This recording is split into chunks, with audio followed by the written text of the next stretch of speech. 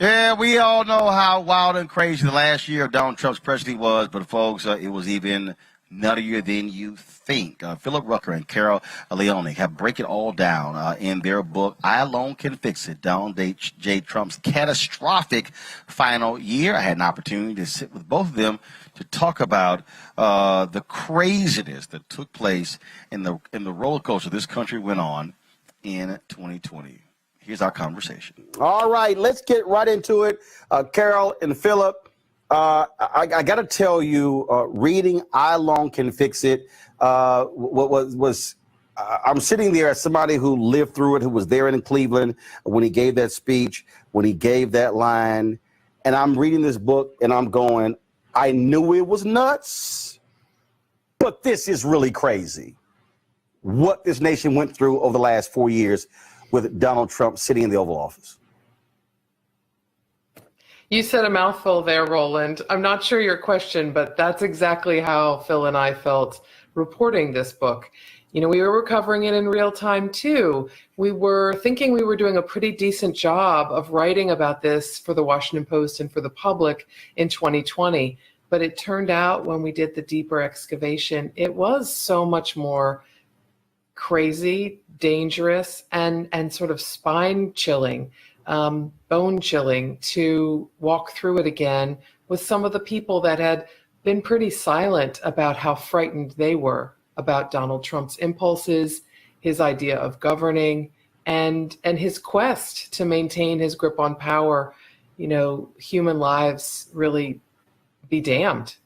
You know, Philip, it was just, again, just reading the first 100 pages, it was just one after another. And when I think back to just the first month of the presidency, I remember everybody was going, is this what it's going to be like for the next 4 years? And the answer was yes. Yeah, I think that's right. You know, we all experienced as Americans following the news and covering the news, the chaos, right? The daily and hourly news cycles of one crisis after another, after another, after another. And what Carol and I tried to do with this book, just as we did with our first book, A Very Stable Genius, is kind of hit pause and go back and take readers behind the scenes and let people really see what was going on in real time and in real life. It's so much more dangerous and chaotic and harrowing than we could see in public at the time.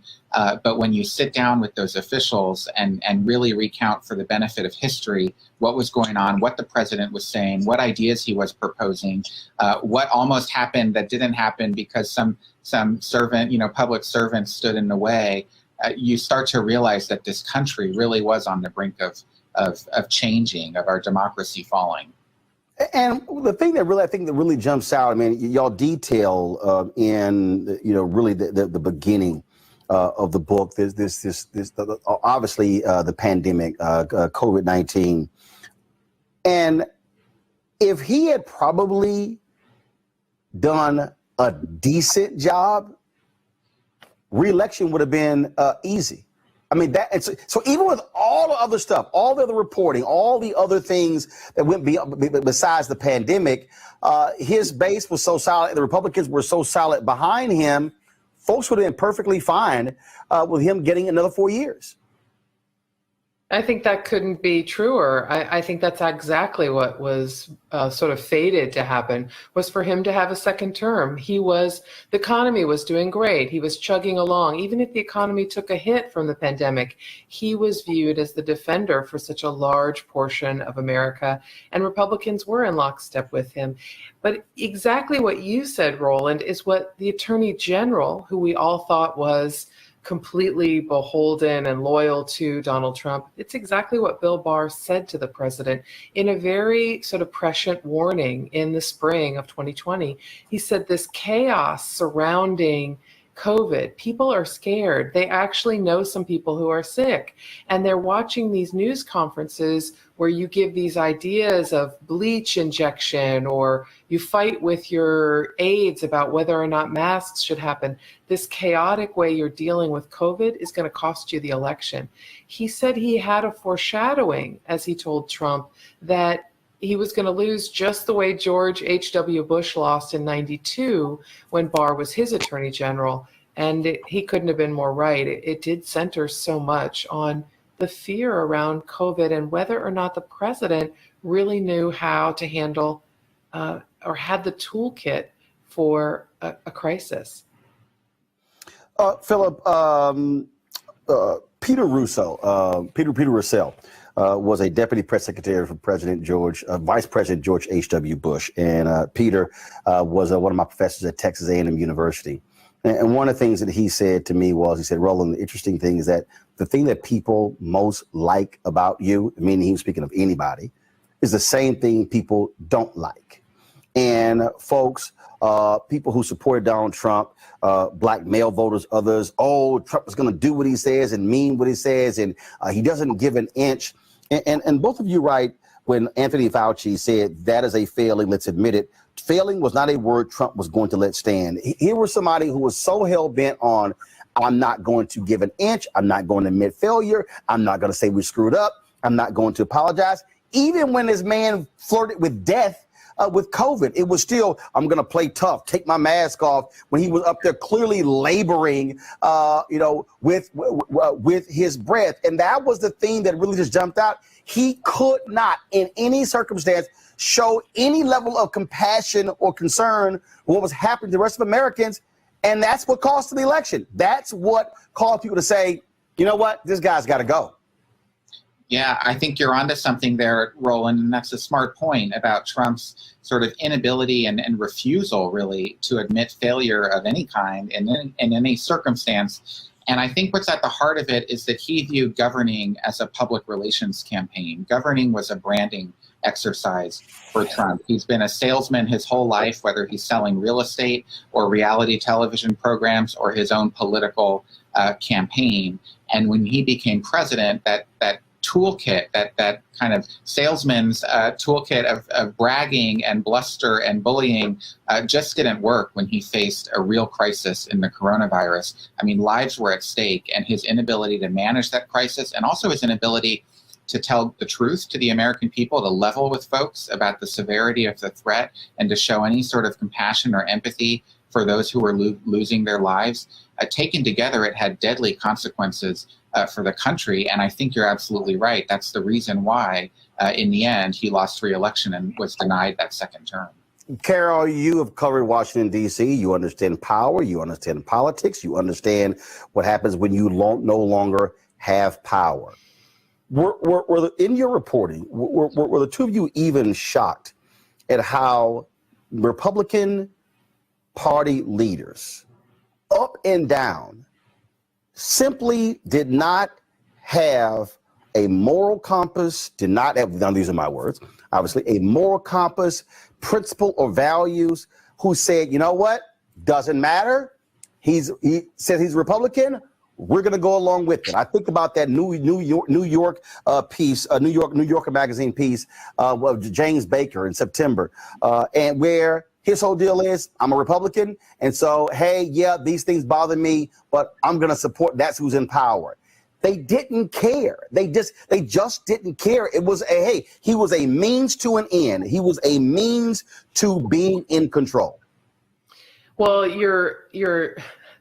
absolutely right about two pieces there that are so fascinating. I mean, it's not the job of a reporter like myself or Phil to talk about people's moral compasses, but I'll say this on those 2 points you sound out.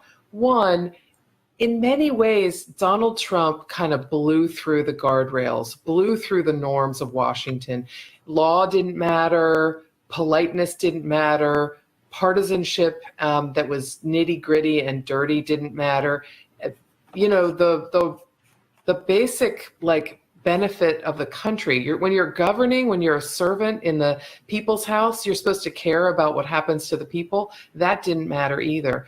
And what Republicans in the legislature learned was, you know what? Donald Trump didn't pay any price for behaving that way. In fact, all he did was gain more steam and gain more power. You're right about COVID, right? That took him off the rails because people were frightened. And it looked so insane every day on that newsstand where he was giving the press conferences and none of it made sense. But Republicans learned a lesson just as Donald Trump was learning a lesson. There wasn't a political cost to behaving the way he did, to breaking the law, as prosecutors found in the Mueller probe, because he wasn't indicted, he wasn't charged, he couldn't be as a sitting president. And they learned that his vote base was loyal. His voter base was there for him, whether he enacted the policies he promised, whether he told the truth or not, whether he did anything of value for them.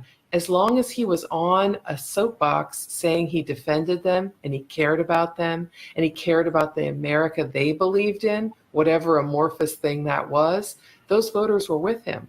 So that's a powerful lesson if you're trying to keep your job as a Republican in Congress, because you know you don't have to pay a price for how you behave, and you need the votes that Donald Trump, even after the presidency, still controls, still shepherds. And Philo, I think we saw that when Donald Trump attacked Senator John McCain about being a prisoner of war.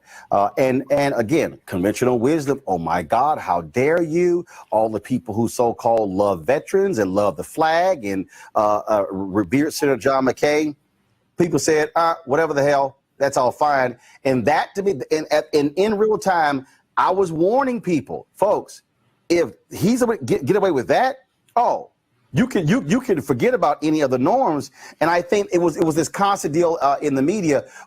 Okay, have we reached bottom? I don't think there was ever a bottom with a Donald Trump presidency. I don't think that even now, even with all the claims of him saying, the election was stolen, there is no bottom. When someone doesn't care, they don't care. Yeah, I think that's right. I think Trump has proven over these years that at least when it comes to him in politics, there is no bottom.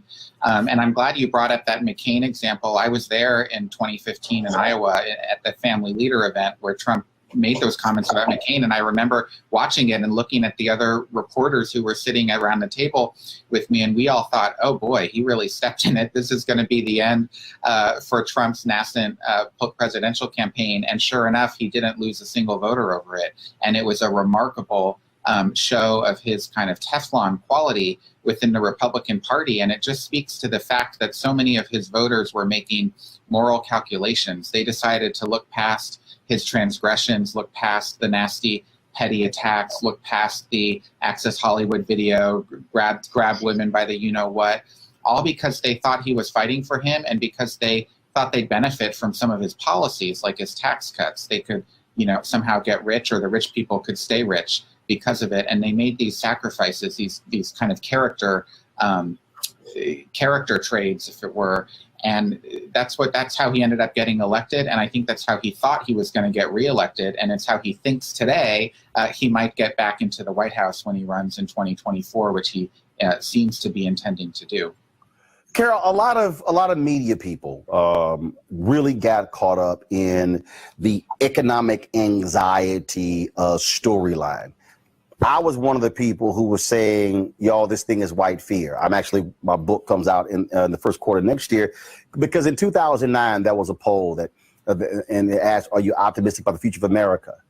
And every group except white Americans, majority said yes. September 2016, question was asked, are you optimistic about the future of America economically for the next 10 years? Every group except white Americans, a majority. And when you listen to Trump supporters and Republican supporters, and then you saw the actions, and then you heard what they were saying, even now when you look at this whole brouhaha over critical race theory, which frankly no one even really knows about, so it's not even that big of a deal. I think what Donald Trump did was bring together all of these political forces that we have witnessed over the last 40, 50 years, the Southern strategy, this whole angst, Midwest white working class. Oh, they forgot about you. Oh, it was before it was the blacks in the 80s. Now it's the illegal immigrants. That was his whole deal with Trump. And so we're sort of now sitting in this space where we are moving towards becoming a nation majority people of color. And where he and the Republican Party sit is really at a place of, are they going to be the party, frankly, of white America or a diverse America? Just your thoughts and your reporting, and look at these last 4 years about that thesis. I think it's a really smart point to hit on. Now, I'm wary of one thing. Donald Trump's supporters can't be summarized as one monolithic element. But right. But I like the two pieces you're describing. For example, we have found in our reporting that there is an overwhelming number of white America, especially white male America and white working class America, that feels looked down upon, feels left behind. The economic winds are not blowing their way. They may be the first generation in their communities to see their children do less well than they did. And that is causing quite a bit of angst and anger, fear and anger. And what Donald Trump was able to do, as I remember, Don McGahn, White House counsel, he went to see Donald Trump campaign. And in our last book, we report about how electrifying he found Donald Trump on the stump. He didn't think this mogul guy from New York, this real estate developer, was going to have any appeal to working class white Americans, but he had an amazing connection with them. But here's the other unpleasant part of that connection. While he taps into their anger and their fear about how America's changing, which really means how they're not doing as well as they once were or how they expected to do, he amps up the volume on their fear and their anger. Over the 4 years of his presidency, we heard him say things and especially in 2020, you think you're safe and well. Joe Biden's going to bring Antifa to your suburbs and your communities. What else is that code for? That is code for going to, that is just strictly code for, your white communities are going to be overrun by people of color and dangerous people, violent people. When he was campaigning in 2016 and when he was pushing his border wall in 2017, what was he amping up in terms of fear and anger? He was talking about Mexicans being rapists and killers that were streaming across the borders. Again, amping up that fear and anger, not trying to tap into it and address it, but just increase it so that he could use it for his own political gain. Now, there's another, again, in the non-monolithic piece, there are rich people who believe they're going to get richer by Donald Trump's presidency, and that no doubt benefited him throughout the 2016 campaign, and he believed it would carry him a great deal in 2020. But unfortunately, there were a lot of people worried about whether or not he was going to be able to save them from a crisis, and not sure, in fact, quite convinced otherwise that he wouldn't. Philip, on the point that Carol just made there, I would often say that you had these three forces that were actually moving down the same path. You had your national security Republicans who believed in the military-industrial complex. Oh, he's just going to just throw billions at the military. Cool, I'm down with it. Then you had the Grover Norquist Republicans who are all about taxes. Hey, fine, this guy's going to cut taxes. Doesn't matter what else he says, we're good. And then, of course, you had your white working class voters who in their minds, hey, this guy's going to fight for us, even though when you look at his trade war against China, it screwed dairy farmers. It screwed folks, the soybean farmers, a lot of those same people. And I remember seeing this interview where there were a couple of them who filed for bankruptcy, lost their businesses, and they said, I will still vote for Donald Trump again. And I'm sitting there going, what in the hell are these people thinking? Where they actually lost their family farm and their business, and they still say, I'm going to vote for this guy. And it was just this. Rudy Giuliani, I remember he said, Trump is our last hope. And I obviously being black, look at that whole thing a whole different way than some other different people. And I think that we, as those of us in media, have to force ourselves to get out of the conventional political world and realize that when folks they're going after their hearts, when they're pushing those buttons, those angst buttons, that we have to factor in race, we got to factor in class, we got to factor in all these different things. And when a Trump comes along and goes, hey, I'm just going to blow through it all, and it creates this whirlwind, and people are left to figure out, okay, what's going on here? And I'm sitting here going, it's actually right in front of us if we pay attention to political history and how other candidates used it to their advantage to gain political wins. I think that's right. I mean, you're right to point out the racial elements here. You can't separate politics from all of those other factors. And certainly Trump was a master at, the dog whistle, which was, really more of a bullhorn. I mean, he made no bones about what he was trying to communicate and to whom. The one thing we should keep in mind, though, is that the people receptive to that message did not make up a majority of this country. In fact, even when he won in 2016, he won with 3 million fewer popular votes than Hillary Clinton. And he did not have anywhere near the majority of the votes that were cast in 2016. And then, of course, in 2020, he finished even worse vis-a-vis Joe Biden. So, that is not the majority view in this country, but it certainly is a large part of this country, and Trump was very effective at mobilizing those voters through these sort of coded racial messages. Are the both of you shocked that even after your book is out, even after these 4 years, that when you see folks like Senator Ron Johnson really holding on to the big lie, and these other candidates, and they're changing laws, and you're sitting here going, and I think, Carol, it probably goes to what you said earlier. Hey, there's no price to pay. He basically crossed the line. Everybody is cool, so what the hell? Let's join them. But are the both of you surprised at what you're seeing, that he continues to dominate the party even though he lost?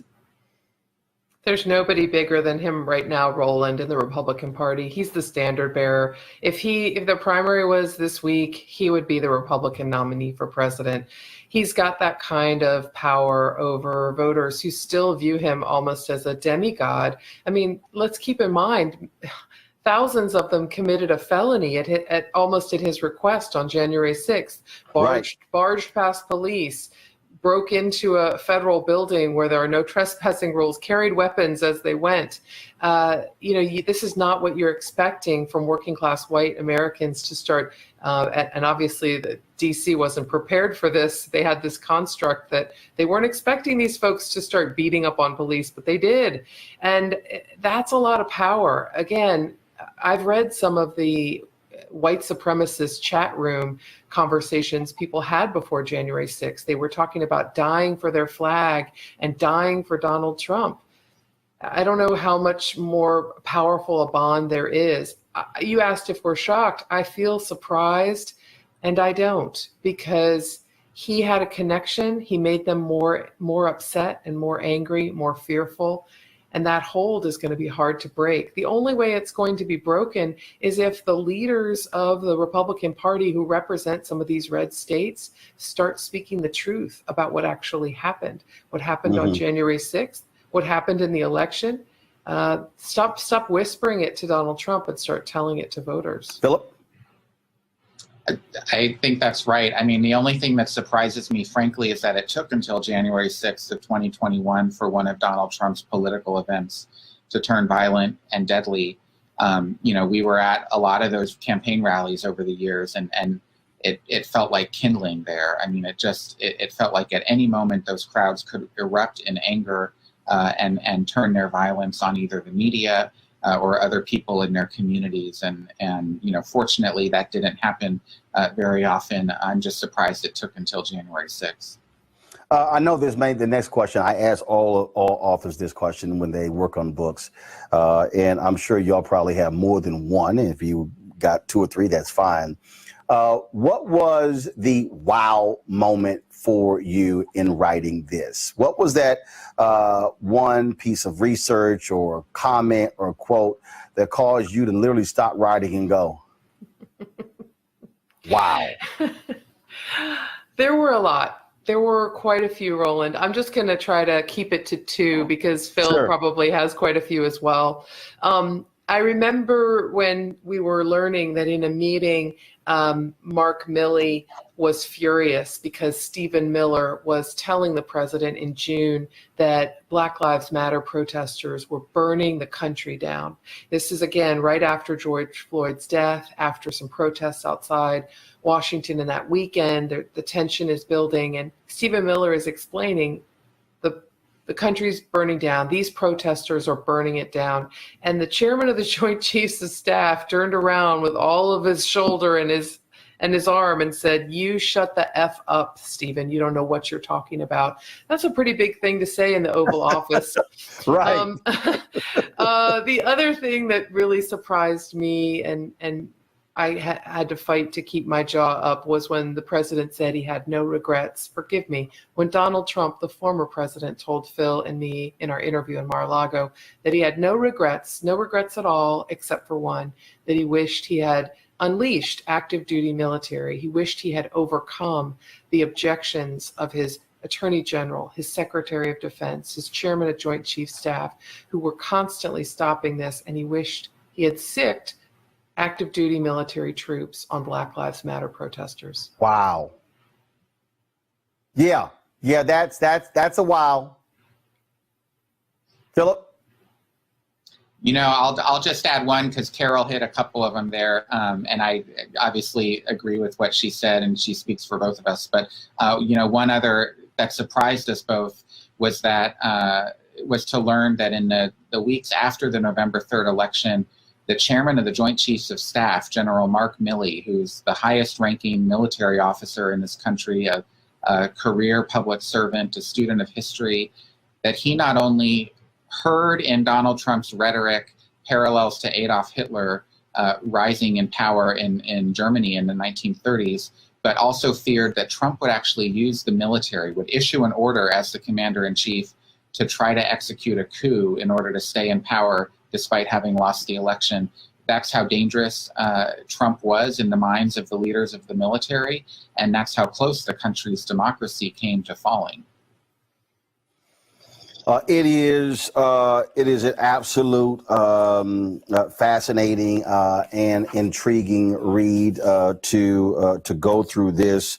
I think I read the first 100 pages probably within a few hours on one night, and I'm just sitting there just shaking my head going, my God, what in the world would have happened if we had to deal with another 4 years of this mayhem? It is I alone can fix it. And I think the subhead is apropos. Donald J. Trump's catastrophic final year. Carol, Philip, I certainly appreciate it. Great job with this book. And folks, definitely check it out. Thank you very much. Thank you, Roland. Thank you, Roland. Folks, back to our Roland Unfiltered video in just one moment.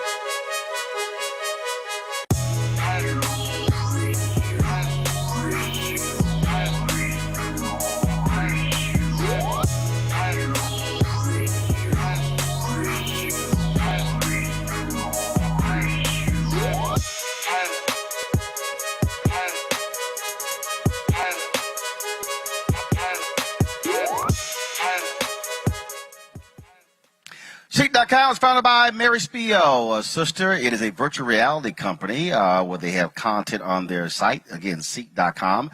They also have their products. They have the 360-degree headphones.